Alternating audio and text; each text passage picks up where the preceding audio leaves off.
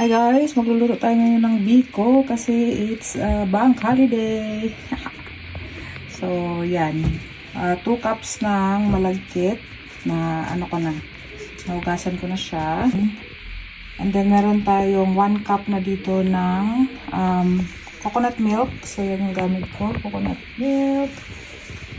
I-dilute lang natin siya sa 1 cup na tubig. Then, yun yung ipang natin sa glutinous rice para maluto. So, ito na yung 1 cup na coconut milk at saka 1 cup na tubig. So, yun yung itubig natin sa malagkit. So, papakuluan na natin to guys hanggang maluto ang malagkit. Ayan, naka number 4 lang siya. So, ayan, luto na ang ating malagkit, guys. And then, meron pa ako ditong 2 cups. Ayan. 2 cups na coconut milk. Ayan. So, yung dalawang, yung dalawang coconut milk na nasa can is equal to 3 cups. So, ibuhos natin dito yung 2 cups na coconut milk. Ayan. So, ilagay na natin tong isang cup ng brown sugar.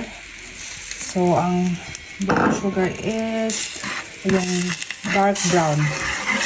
Ayan. So, i-mix lang natin siya, guys.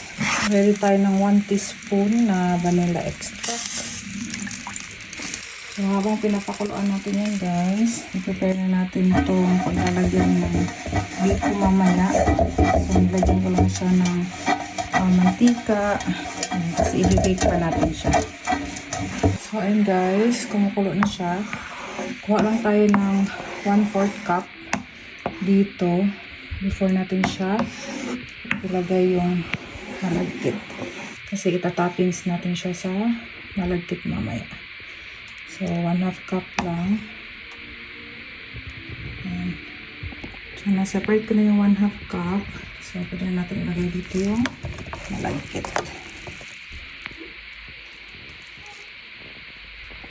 So, may mga dukot pa siya, guys. Oh, kinuha ko talaga kasi sayang naman. Ayan.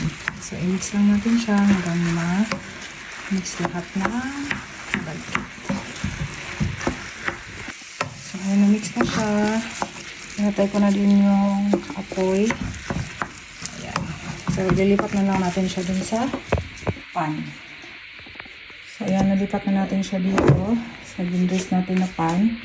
Then, itoppings na natin itong 1/2 cup kanina na pinakuluan natin coconut milk na may asukal at vanilla extract. So, yan yung itsura niya. After natin ilagay yung coconut milk. Then, magpa-preheat lang ako ng 180 na degrees sa oven. Tapos, i-bake natin siya ng 20 minutes, 20 to 30 minutes. So, and guys, nandun na lang dito.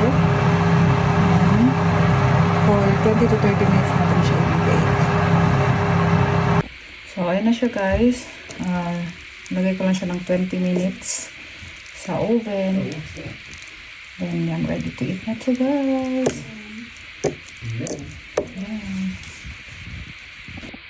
So, sinlice ko lang siya guys na parang cake. Ayan.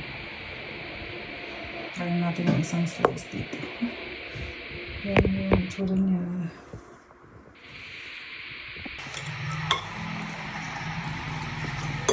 How was it?